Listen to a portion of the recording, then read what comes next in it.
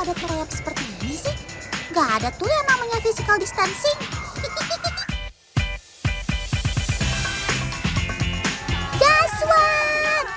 Gayanya udah oke, timnya udah kompak, tapi kok sebentar. Kenapa sih pada bawa ember segala? Iyalah, ternyata ibu-ibu ini mau ikut lomba tangkap lele, teman. Lihat tuh, kompak banget ya mereka. Teriakan yel-yelnya sampai bikin semangat Totan semakin membara. Come on ladies, bakar semangatmu.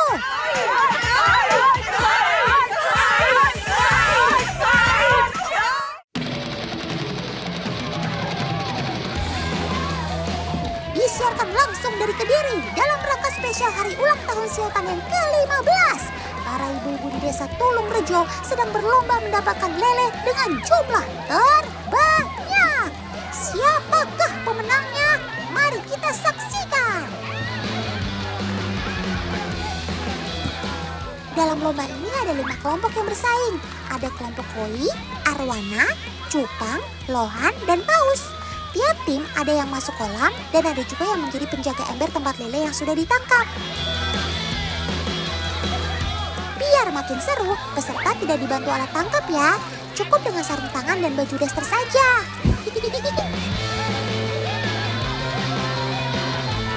Tangkap terus Bu Ibu, jangan kasih kendor.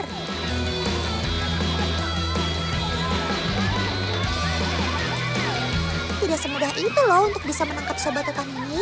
Karena saat mau ditangkap, si lele akan mengeluarkan lendirnya sebagai pertahanan diri.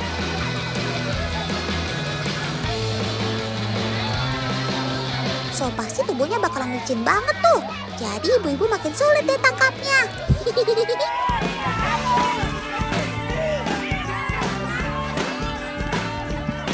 Lihat teman, saking semangatnya sampai ada yang ditaruh di kerudung tuh. Ada-ada aja deh ibu-ibu ini.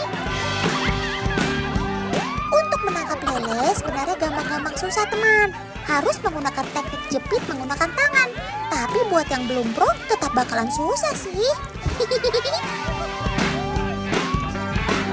Tetot, gak terasa udah 3 menit aja nih. Ayo kita hitung bersama-sama ya.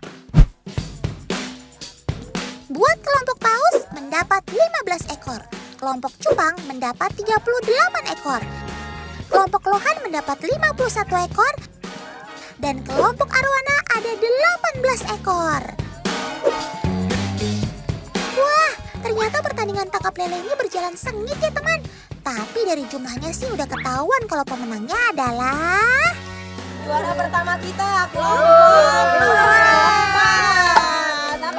Wah, selamat buat kelompok yang menang ya. Totan jadi senang deh ulang tahunnya dirayain meriah kayak begini. Jadi terharu. Eits, jangan pada pulang dulu ya. Karena ada hadiah spesial nih dari Totan untuk ibu-ibu.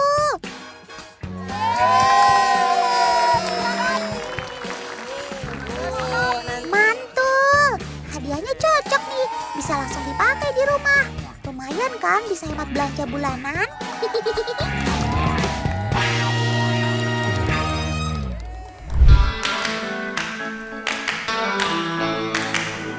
Oh iya, kerumunan lele ini bukan pada mau nonton konser ya, atau antri sembako, tapi mereka mau dipanen. Eits, jangan kaget gitu dong. Panen di Republik Lele ini memang seperti ini metodenya, yaitu dengan mengurangi air kolam. Nah, jadi kalau sudah surut begini, langsung pada kelihatan tuh ikan-ikannya. Asik. Teman, penyurutan air ini nggak boleh sampai habis bis-bis-bis ya. Tapi harus disisakan sedikit supaya lele tetap hidup sampai dijual ke pasar. Biar masih fresh gitu. Untuk memanen lele segini banyak diperlukan tenaga yang gak sedikit loh. Lihat aja tuh, ada yang menyerok ikan, menyaring ukuran ikan, hingga mencatat berat hasil panen. Setelah diserok, ikan-ikan ini akan ditempatkan dalam keranjang plastik besar. Uniknya, bagian bawah keranjang ini sudah dimodifikasi teman. Jadi untuk lele yang keluar saat penyaringan, itu tandanya bobot lele belum memenuhi syarat untuk panen. Intinya sih tubuh kamu belum proporsional sob, jadi makan lagi yang banyak ya. Kalau paman yang ini adalah bagian pencatat hasil panen. Pokoknya jangan sampai ada yang salah catat ya, bisa rugi nanti. Dalam satu kolam ukuran 40 meter persegi ini, sekali panen bisa menghasilkan hingga 1,1 ton ikan. Istimewa. Semangat ya paman-paman, masih ada 1000 kolam yang sudah siap menunggu dipanen. Ayo siapkan tenaga kalian. Kalian gak salah dengar kok. Republik Lele ini memang punya kolam yang jumlahnya mencapai 1000. Wadidaw. Terus ada yang bisa tebak nih, kira-kira jumlah panennya dalam sehari berapa ya? 2 ton? 3 ton? Salah semua. Yang benar 10 ton dalam sehari. Buang yang full. Jadi kalau dalam waktu sebulan, Republik Lele ini bisa panen hingga 300 ton. Duh, mata Otan bisa jereng nih kalau hitungin satu-satu. Fiuh. Karena hasil panennya yang melimpah, Republik Lele ini sampai-sampai bisa memecahkan rekor muri, yakni penyajian satu lele sebanyak 25.000 tusuk. Wah, kalau kata Bang Haji Roma sih, lele.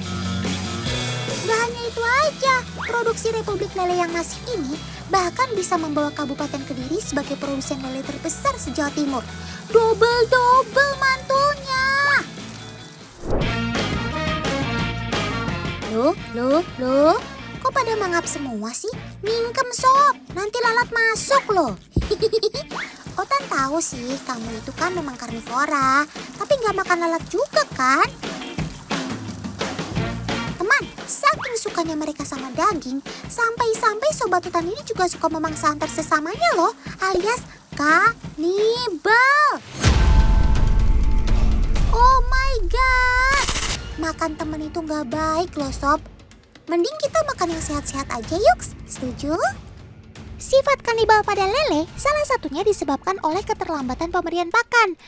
Sehingga lele yang berukuran lebih besar akan memangsa lele yang berukuran lebih kecil untuk memenuhi rasa laparnya.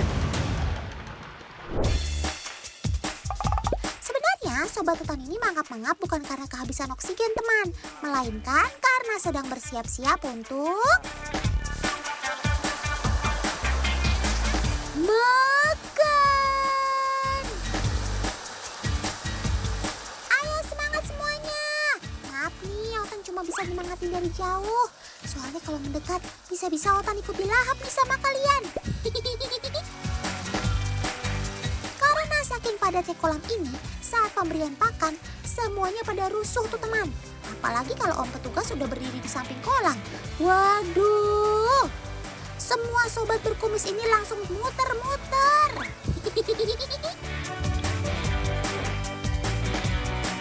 Kebiasaan ini dilakukan karena mereka sudah terbiasa. Jadi kalau sudah ada paman di pinggir kolam itu, tandanya perut akan segera terisi. Ada, kalau makan cepet aja kamu sob.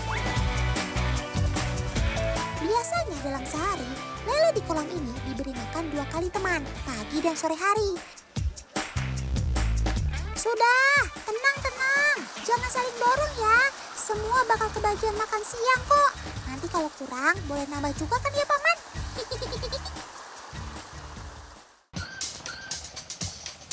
Sobat Otan yang ada di sini adalah jenis lele mutiara atau kepanjangan dari mutu tinggi tiada tara, asli dari Jawa Barat. Keren kan namanya? Lele mutiara menjadi salah satu primadona di pasaran saat ini teman.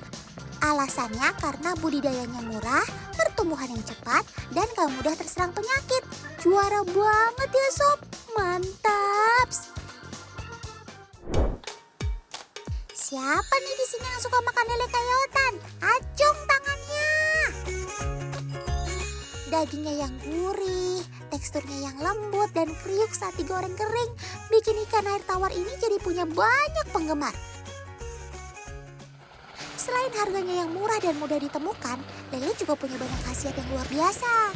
Buat anak-anak, daging lele berkhasiat untuk mencegah stunting alias gangguan pertumbuhan anak. Kalau untuk ibu-ibu, daging lele sangat manjur untuk menjadi obat penyembuh luka pasca persalinan. Fakta ini semakin diperkuat oleh penelitian yang dilakukan oleh Poltekkes Kemenkes Malang. Info yang Otan dapat, saking saktinya, daging lele bisa menyembuhkan luka bersalin hanya dalam waktu 4 hari saja. Protein albumin yang tinggi pada daging lele dapat membantu luka bersalin menjadi lebih cepat pulih. Selain itu, lele juga baik loh untuk ibu yang menyusui karena kandungan DHA-nya yang tinggi dan baik untuk perkembangan otak. Wede, ini lelenya gede banget, Paman. Roman-romannya kita bakalan makan besar nih. Di tempat ini, lele bisa dirubah menjadi macam-macam. Eits, bukan berubah jadi superhero ya, tapi jadi beragam olahan yang lezat dan bikin kenyang. Nah, yang jadi favorit di sini adalah rolade. Yummy. Kandungan protein yang tinggi dan kandungan lemak yang rendah menjadikan ikan lele lebih mudah untuk diolah menjadi produk olahan. Gak cuma lazis, makan lele ini juga bisa mengatasi radang hingga membantu menyehatkan otak. Wah, kok ada rendang juga sih? Bikin Otan makin lapar aja deh. Tapi ini bukan rendang daging sapi ya teman, tapi rendang daging ikan lele. Iya, kalian gak salah dengar kok. Mohon maaf nih, kayaknya perut Otan udah gak bisa diajak kompromi. Otan gabung dulu ya sama anak-anak ini. Wah, Otan gak sangka deh kalau ternyata si lele bisa diolah menjadi ragam makanan nih teman. Kalau gitu, mulai besok Otan bakal stok lele di rumah deh. Jadi kalau lapar, bisa langsung diolah.